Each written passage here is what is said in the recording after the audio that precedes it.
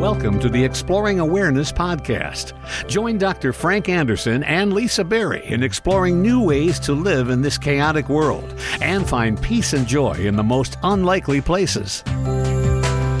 Welcome to the Exploring Awareness podcast, where we explore the awareness of many different aspects of life, but ultimately the awareness of awareness. And if you're wondering what the heck does that mean, well, that's what we're here for. I'm Lisa Berry, joined by Dr. Frank Anderson. Always great to connect with you for this podcast.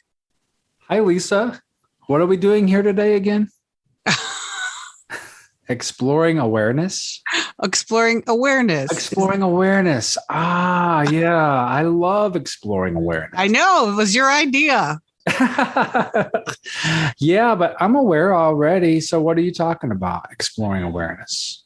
Well, we've had these conversations, over 55 of them, like from everything from open-heartedness to awe to change. And I think we're just taking the process of being aware of different parts of life and learning and hopefully growing from that.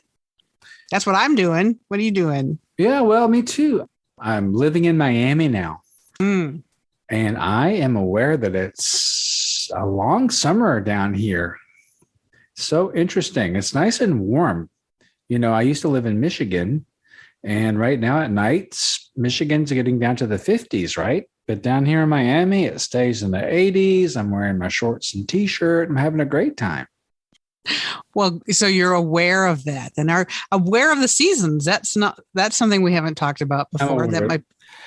Yeah, well, aware of the weather, and I'm also aware of how nice people are down here. I'm having a great time. Everyone says hello. Everyone is very friendly. I'm really enjoying that part of the culture down here. Well, especially at what's happening in our world right now, I would count my blessings on that one, because it seems like not everybody, but it seems like there's a lot of discord and judging going on. And why are you wearing a mask? You don't need to wear a mask. And are you vaccinated or not vaccinated? And who did you want to be president? And it just kind of goes on in a sad, vicious circle. Yeah. Well, what I noticed here in Miami on the street level and the people I work with, there is a level of friendliness that means that people aren't judging each other right away. You said the word judgment, and that is something that I would like for us to bring our awareness to, this tendency toward judgment. It just seems like it's natural to judge. It seems like it's part of our culture to judge and to make decisions and then put someone in a category, judge them as good or bad based on some pretty simple criteria. And that has been bothering me lately as I see more and more this habit forming of immediate judgment and the negativity that goes along with that. Of course, I had to look up the definition of judging, and it's form an opinion or conclusion about. And then it goes on to say to express a bad opinion of someone's behavior. So do you think judging is necessarily a negative thing? I think in the context that I'm thinking of it right now, I am thinking of it as a negative thing, but it doesn't obviously have to be a negative thing. But I think for our discussions, we ought to explore the awareness of judgment and see for ourselves if it's a negative thing or not. Because I can't really tell. The definition, one of the definitions of mindfulness that John Kabat-Zinn uses and others, paying attention in a special way, non-judgmentally. And so, when I first heard that definition, and before I was working with this more, I was like, you're telling me to be non-judgmental, yet there's a lot going on in the world that, requires me to be judgmental. You see something and you say, that's good, that's bad. This is smart, this is dumb, this is pretty, this is ugly. You're this or you're that. And this tendency that we all have to put people, situations, decisions into categories. It's very habitual. It's very normal. I think a lot of us grow up in that. I know I grew up Catholic. The Catholic religion does have a lot of judgments, and it's steeped in judgments about what you do is right or wrong, and what are the consequences for doing wrong things versus the benefits of doing right things. So it does create this kind of black and white world that is the result of judgments. And I think that's really hard, especially for a little kid to grow up in a situation like that. Well, ultimately, who is to decide what is right or wrong? Or if you're judging someone or something, who says your opinion or your judgment is the right one? Well, and that's where I think we get to bring in our exploring awareness techniques. How about that? Yeah. It's not always hard to say, well, I'm going to be non-judgmental, because that kind of puts you on defensive. What I like about exploring awareness is that it brings up a neutral space where, let's say, judgments aren't the first thing that happens. Again, yeah. I like bottom up versus top down. So if you are allowing whatever is happening in the present moment to happen, because it's happening, you can't change it. Right. Right. And so it's there right in front of you. Maybe judgments are also a reaction instead of a response. Right. And we talk about this a lot. And Jack Kornfield talks about this as well. He says, become aware of judgments, particularly their reactivity. Inquire into and become aware of the roots of such reactivity. What would the roots be? Yeah, what would the roots be? If you got some ideas about that? The roots of judgment. Well, I almost feel like if you're feeling insecure about yourself, then you have to look at someone else and judge them and tell yourself that you're better than them. I don't know. This is just coming out of me right now. So I'm going to judge them, or maybe I don't feel safe with them, so I'm going to judge them. And I think there could be probably a lot of different roots. What do you think? Yeah, no, I think that is right. Like, if you start exploring your own judgments, you may discover that, some of your own insecurities are rooted in there. Yeah.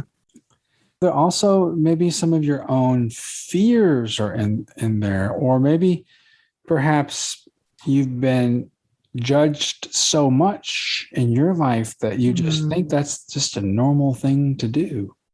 Taking a look at that and say, well, does that really make sense to me to keep doing that? Especially if your parents were constantly judging you. And I think a lot of kids experience that, don't you think, when they're just feeling like they're being judged all the time? Like they say, you're going to wear that. Flashback. Sorry. You like your hair like that? Right. Yeah. I think judgments are just a rich place to look at. But first, you have to know that you're doing it. And to recognize that you're judging, right? Would you like to start recognizing when you're judging? And that would be the first step. So it could be such an ingrained habit that you don't even know that you're doing it. And I suspect for most listeners, they don't. And is there a place? Is there an interest? Is there an opportunity to see them and then act? I like what Adyashanti says from his book called Seeing with the Eyes of Innocence. I love that. Yeah, that's beautiful.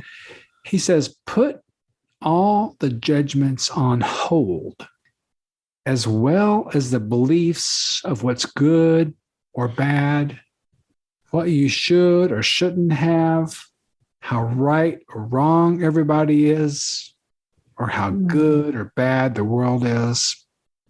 So he says, just put all these judgments on hold. Just maybe these things will look a little different.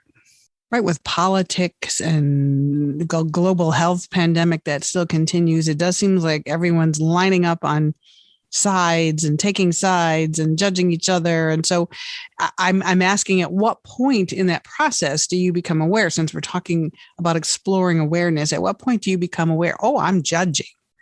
Well, you see, it's so pervasive now. Right. It's just such a normal standard thing. And no matter what radio station you listen to, you're going to hear it. Oh, well, except, of course, NPR, everybody. That's right. Don't let me. I work for an NPR radio station. I try really hard not to judge, only inform and love the listeners. Yes. So I don't want, exactly. I don't want to blame all radio stations, but there's just just see it. Look and see if you can see the underlying judgments in, let's say, opinion radio or stories that have an opinion there, and it slips in. Even the people, maybe the writers and the broadcasters, don't even realize that when you use certain words, you say things in a certain way, they become judgmental. And then all of a sudden there becomes a group think that if this person does this thing, then they should be ghosted or whatever. I mean, let's think about people that smoke cigarettes. Now, we've all been trained to just shun smokers. And that's just not a fair thing to do. It's like people smoke because they're addicted to nicotine. Maybe their parents smoked. Maybe they've got a lot of stress. Maybe there's things going on. People get into all kinds of bad habits. And usually it's not that they necessarily want to be hurting themselves or hurting others, but it's a situation that they're in. So do you want to be judgmental or do you want to be compassionate? Right. Now I'm thinking about it. This judging thing goes on so many different levels. But I wonder, if you take away judging, are you taking away some people's security blanket? Oh, maybe, but it's a false security blanket.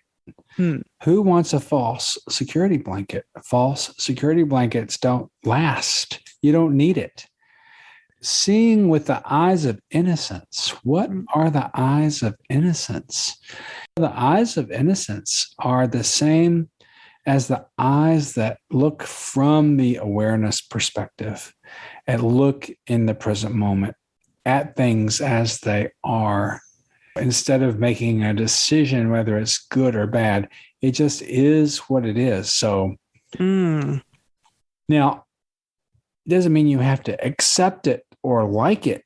If there's a war going on right now, and you wish there wasn't a war going on right now, or you wish the war was over, the fact of the matter is there's a war going on. And how are you going to respond to that? That's a pretty dramatic example, but whatever's happening in the present moment is happening. So there's not much you can do about it in the present moment. You can respond in ways that may make future moments better. But, there's just a certain thing about accepting. Now, let me finish what Jack Kornfield was talking about, because I didn't finish the sentence. And he said, the very nature of judgments suggests how judgments might be transformed. So, we usually talk about transforming things with awareness. Right. So he's saying, to someone practicing in a meditative context, and that's what we're talking about, kind of the awareness context, he says, we might say, become aware of judgments, particularly particularly their reactivity, inquire into and become aware of the roots of such reactivity, thereby, and then thereby over time transforming the reactivity. Then make use of the intelligence and energy of judgments, freed up from their enmeshment in reactivity, and act, guided now increasingly by wisdom and by compassion for ourselves and others. Right? So ultimately, he says judgments are not the enemy. Rather, reactive judgments function as a kind of defense mechanism, typically covering over unacknowledged and often unconscious pain. Wow, that's a pretty complex description or definition or thought about it. It is, but it's also very consistent with the things that we've been talking about. Right. And he's talking about the same thing. And ultimately, we're all talking about the same thing, is that you become aware of your reactivity, you aware of your judgments, or let's say aware of your thoughts, aware of your emotions. When you then become aware of that at this deeper level, then you can identify as awareness. And when you do that, that's where the wellspring of compassion is, and wisdom and equanimity and joy and peace and all the things that we talk about that exist within us and get covered up. And so judgments are another one of those layers of mud or frosting or whatever you might say that keep us from experiencing our deeper selves of wisdom and compassion and joy and generosity, right? So judgmentalism is not generous. It's not loving. It's not wise. It's just reactivity. It's defensiveness. It's fear. It's protection. It's lack of understanding. It's reactive. You feel it. You know it. Once you become aware of it, then it transforms that, transforming judgment into awareness. And just to add to that, if I could, because I looked up Ram Dass, my fave, on judgment, and he said, watch how your mind judges. Judgment comes in part out of your own fear, which is what was my first guess. Yeah. He said, you judge other people because you're not comfortable in your own being. By judging, you find out where you stand in relation to other people. And that was my guess. And so I feel kind of good that I figured that out. And I hear what you're saying too about try some compassion instead of a judgment. And I don't know, I almost feel like it goes back to loving yourself too, because if you love yourself and you feel good about yourself and you're being your own authentic person and in control of your own authority, then you don't need to judge other people or compare other people or put other people down to make yourself feel better. Yeah, that's right. That's right. You establish your own sense of self and authenticity, and then the judgments just don't come, right? It's not like you never needed to judge anyone in the first place. It was just something you thought you ought to do, or maybe you thought you had to do it to protect yourself or your belief system or whatever, but it's a whole different story. I remember when I was going to the Catholic Church years ago, and the priest got up on the pulpit and he was talking about someone who's had an abortion and what is the right thing to do, and is the right thing to excommunicate them from the church or to bring them in a loving, compassionate embrace and work on forgiveness and moving on. So what's the right thing to do? What's the right thing for a young woman who's just been through a traumatic experience, right? I think the right thing to do is not to judge, but to hug I love that. I was hoping that's what you're going to say. Yeah. Yeah. Support and have compassion. And backing up 1 minute, you said something about like, why even judge in the first place? Because you think you have to. So you're here to tell us you don't have to. You can just be aware that you're thinking about doing it, but you don't have to. No, you don't have to. And there's two ways not to. First, you have to know that you're doing it, and you have to stop, and you have to become aware of it. So that's the first thing that you have to be able to do. And the second thing is cultivate this sense of presence and awareness, and then you will see that the judgments are not coming up as much. Your mind is going to make judgments. There's no question about it. And so I'm not telling you to stop judging, because that would be a top down. You can't do it. You're automatically going to do it because it's your habit. And if I say, well, you're not doing it right if you judge, that's not true. If you're aware that you're judging, then you're doing it right. So that's what I'm here to say. So become aware of how your mind judges. Become aware of how you become reactive to certain situations. When you do that and practice, start connecting to the part of you that's aware, not the part of you that's judging. That's where it gets tricky. That's where the meditation and practice comes in. How do you settle into the part of you that's the present moment knowing? I like that, present moment knowing. Yes. And so then a world of reactivity and judgment is not predominant. A world of peace and love and understanding is predominant. You see what I mean? And so I do. You do totally. The judgments aren't going to come. And if they do, you're like, oh, there goes that judgment mind again. Darn it. And then you go back to your breath. But when you catch it, otherwise you can become judgmental and just take off on that path, right. And then you're no longer in the present moment. You're just like judging and going off and whatever. And people do that all the time and they don't even know they're doing it. So if you want to do it and you know that you're doing it, it's not going to feel good. It's not going to feel right. It's going to feel like, oh, I'm acting like my mom.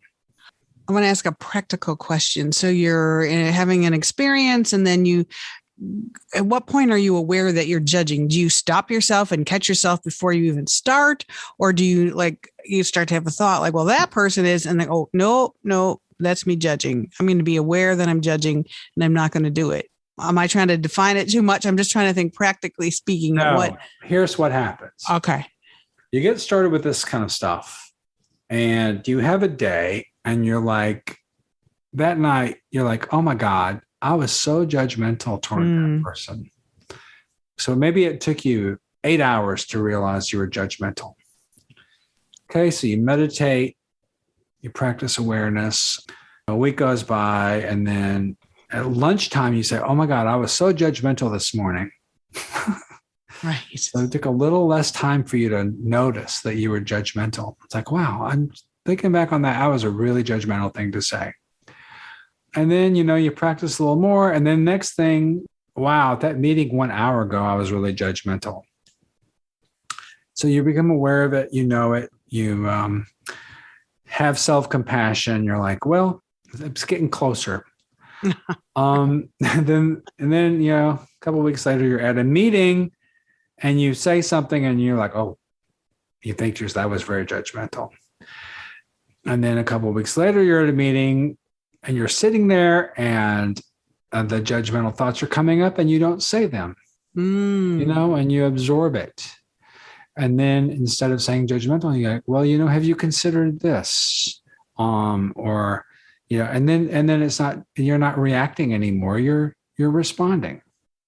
And you pretty much say that every week, that if we do these practices, if you meditate, and if you are aware, then it just starts to come more naturally. And I love that. I think that's so encouraging. And it gives me inspiration to keep doing the quote unquote work or using the tools, and knowing that if that's who I am and how I live my life and look at life, and the more aware I am, the more naturally all of this is going to come.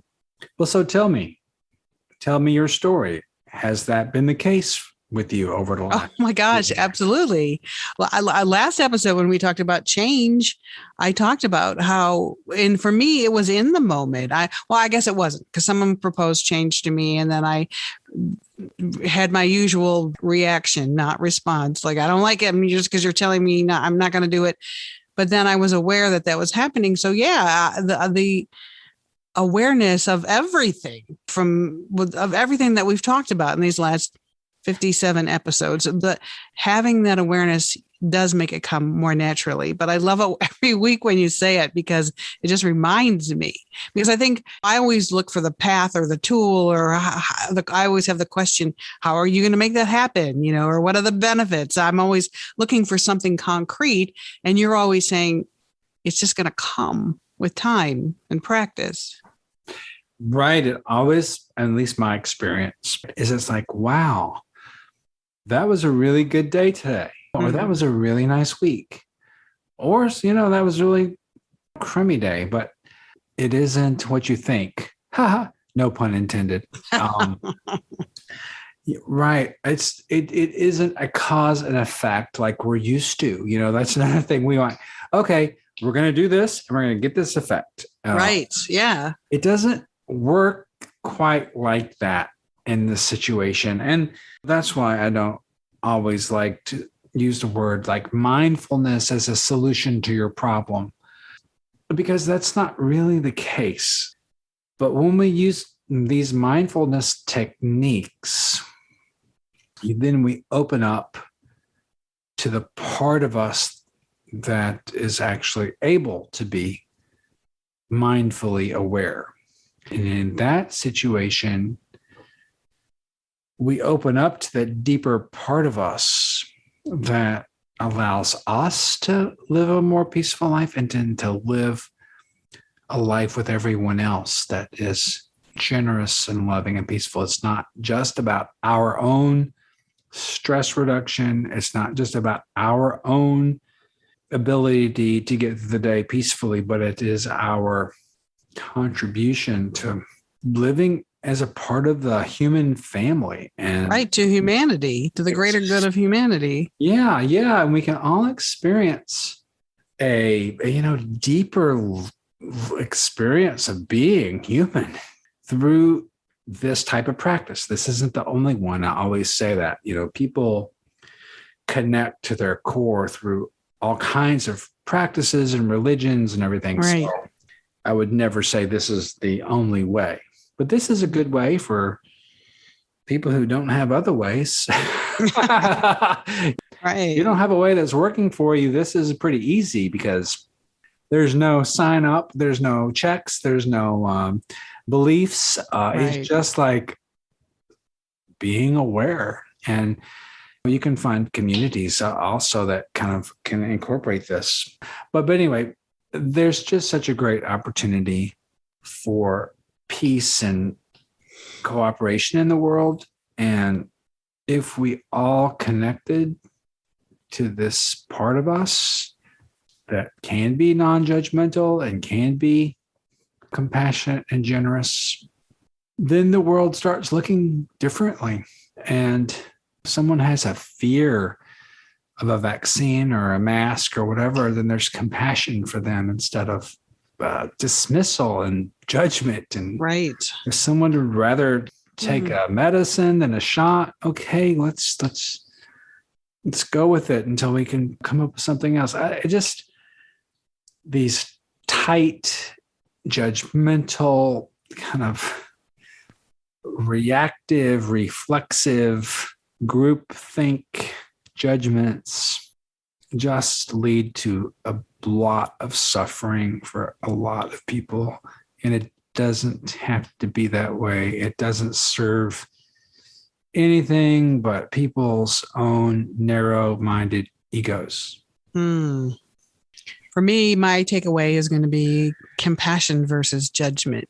If I'm thinking I'm inclined to judge someone, I'm going to stop and be aware of that and think, how would this situation be different if I applied compassion instead of judgment? Yeah, exactly. And how might you respond? I think compassion makes a difference, and that to me is freeing and lovely and for the greater good of everyone. Yes, and don't forget, this is compassion, not pity. So there's probably a different episode on that, but just a compassionate, open-hearted, or compassionate awareness is what we're calling on. Oh, I like that. Compassionate awareness. Yeah, that was a nice term that we used in our mindfulness meditation teacher certification program with Jack Cornfield and Tara Brock. Well, Lisa, we have these conversations and we have this discussion, and it's all good, but how to go about this is not through discussion. It isn't through thinking. It's through experiencing what it means to rest as compassionate awareness. And so you can do it, but you have to know what it feels like, and you have to have some practice with it and some familiarity with it. Because if it isn't part of how your day's going right now, if your day is chaotic and reactive, it's not something that's going to come very natural to you.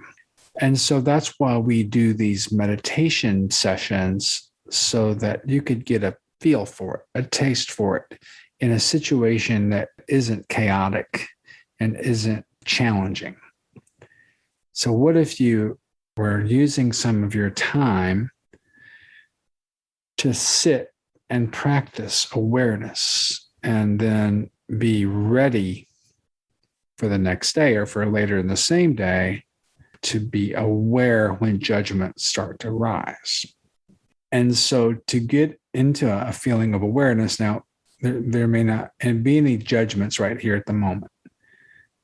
Although there could be, you could be annoyed with how I talk or how long this has gone, or, you could definitely be judging right now, which is fine. I mean, that would be just something to be aware of or get to it, or what does your mind say during these episodes? It's like, oh, here's the meditation part. I'm not going to do that.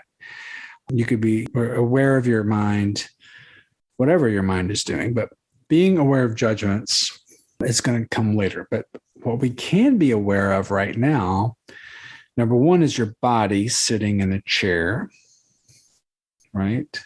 And you can be aware of your kind of intention to shift from a conversation into a guided meditation. You could be aware of your resistance to doing this guided meditation, because I know this is the part of the podcast where people start dropping off. So don't drop off.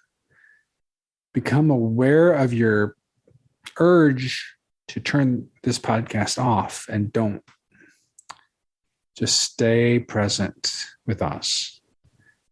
Right? So you're kind of aware of your body in your chair, and you're aware of your mind wanting to get to other things.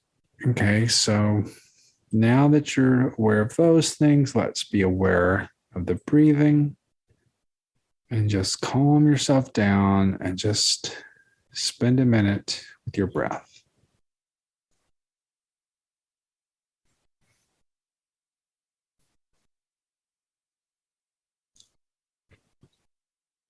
And feel that air come in your nose and fill your lungs, and then release.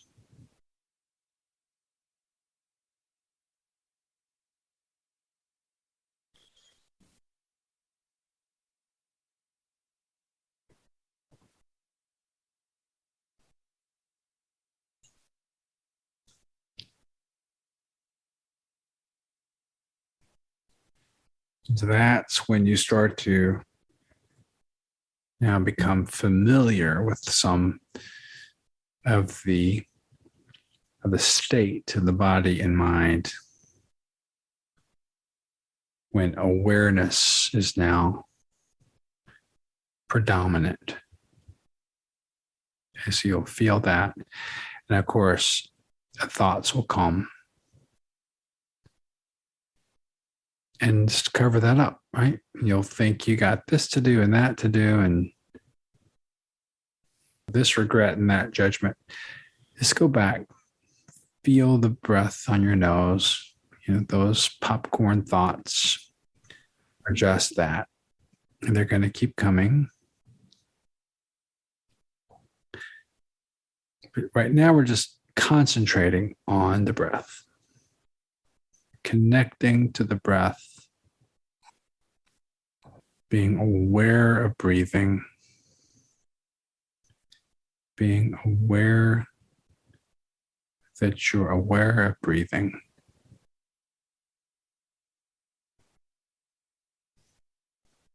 All right, you'll try to think of what that means, but don't. Just feel into it.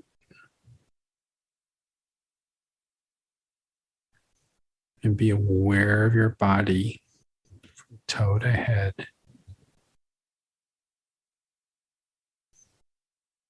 And be aware that you're aware of your body.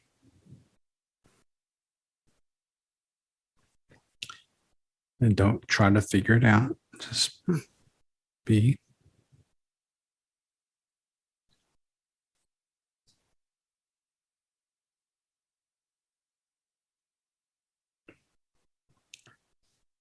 Right, so we've got this part of us that's aware, and bring that awareness to your computer, brain,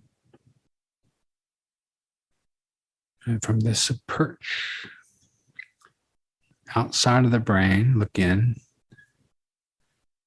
and you'll see that your brain stores all of your history and the way you're brought up and all your past successes and all your past traumas. And there's just millions of little electrical wires there, nerves that are connecting and buzzing and keeping you alive. And there's a section in there that has hardwired you for judging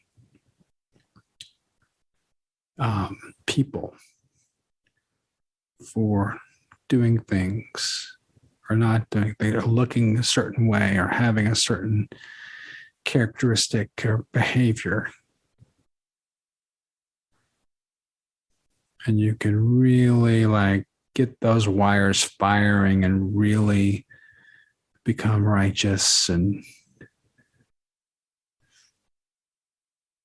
correct and powerful and all that.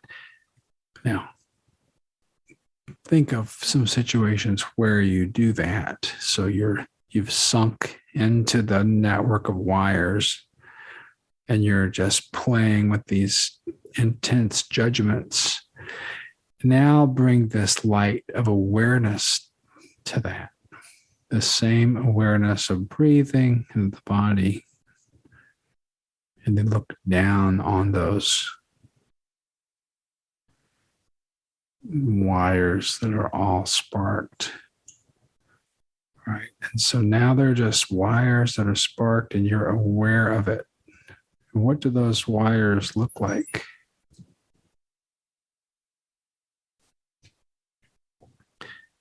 What is the emotion that comes with that? And where does or what does the awareness of that feel like?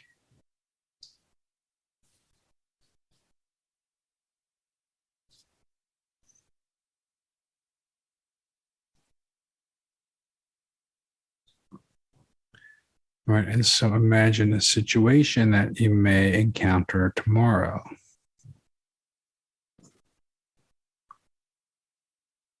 someone, has a new haircut or hairstyle, or wears something that you don't like clothing wise, or someone you always judge anyway. Okay, imagine that scenario. And imagine what it would be like to do the normal judgment.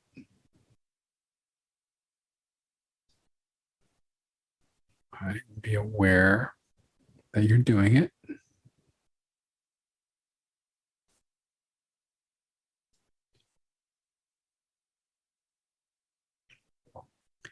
Explore why you're doing it.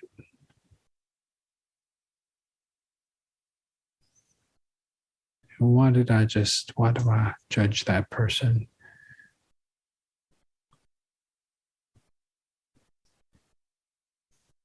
And how does that make me feel?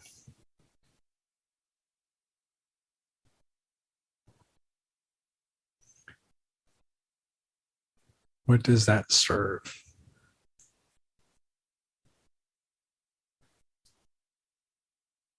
And does that reflect my values?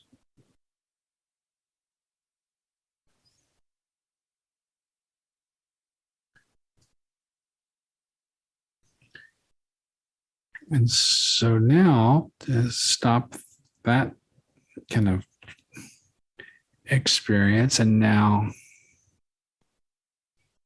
imagine the same scenario,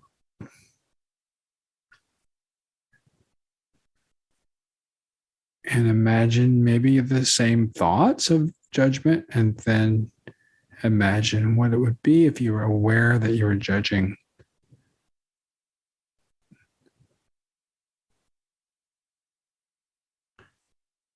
And how would that feel? How would it feel not to repeat the same pattern? The same thought, but just not the same pattern. You're aware of your thought. Yours could just be present. Maybe you bite your tongue. Wow, there goes my very strongly judgmental mind.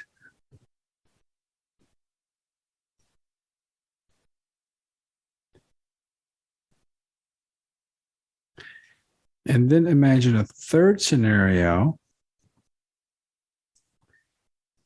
where you just enter the situation and people do what they do and dress how they dress and act like they act. And you be you. And you're just aware of all the world doing its thing. And how would that make you feel?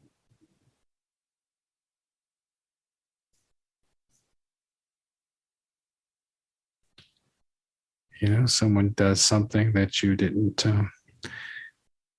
approve of. It affected you or your family or the work situation. You bring it up compassionately, but you're certainly not passive. Yet discernment and wisdom about response versus some self-serving reaction.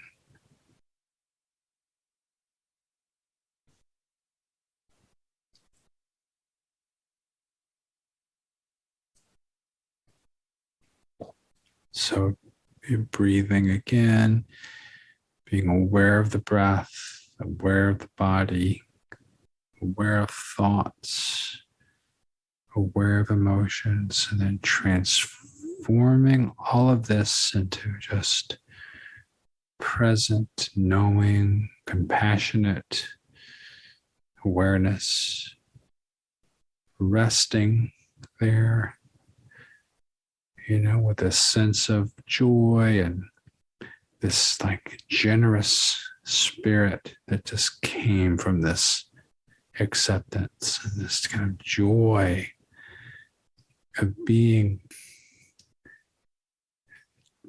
how joyful it can be with the absence of all this negativity.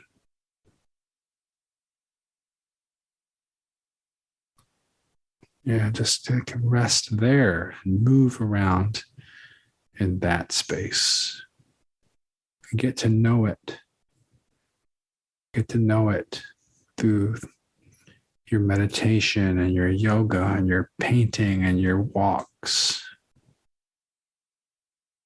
So that when you move into more difficult situations, that gets maintained.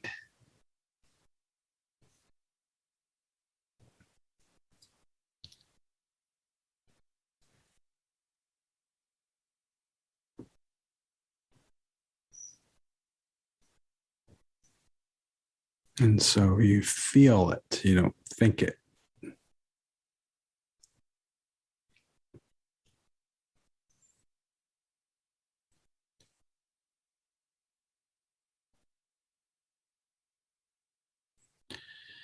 And so you might want to pause the podcast and just keep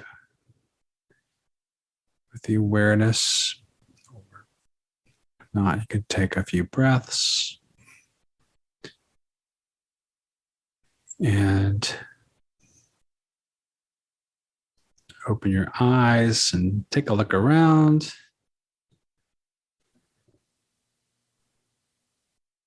And we'll check in with Lisa. And Lisa, what color was your jumbled bundle of judgmental neurons?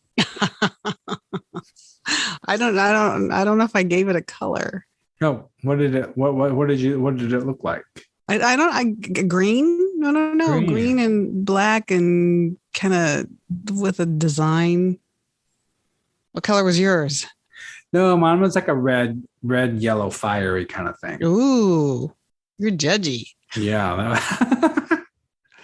That was a little nucleus of judgment in there. Yes. Right. I was going to say there was a lovely meditation, but that's a judgment too. So that's right. It's right. As a right. lovely meditation. Yeah. But you said also near the end, one of my favorite things about you can't think it, just feel it.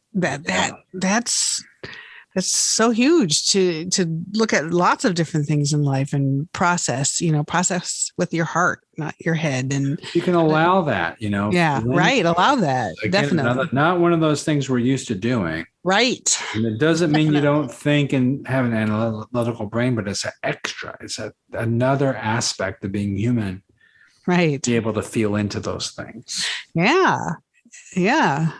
Well, thank you for everything. And if you're listening and you want to contact us, you can email us at exploringawareness@gmail.com. Find us on Facebook and Twitter, and we're even on Instagram. But most of all, thank you so much for listening. And hopefully you'll get something out of this, some takeaway to live a calmer, more compassionate life. Because I know that's important. That's what I hope comes, at least one of the things that comes out of this. I would encourage everyone to try to practice exploring awareness for 5 to 10 to 20 minutes every day. Do it during the day informally. And I hope that through this, you'll have a great week, a great life. But we'll be back again next week to have some more conversations and guided meditation on exploring awareness. Goodbye. Have a great week.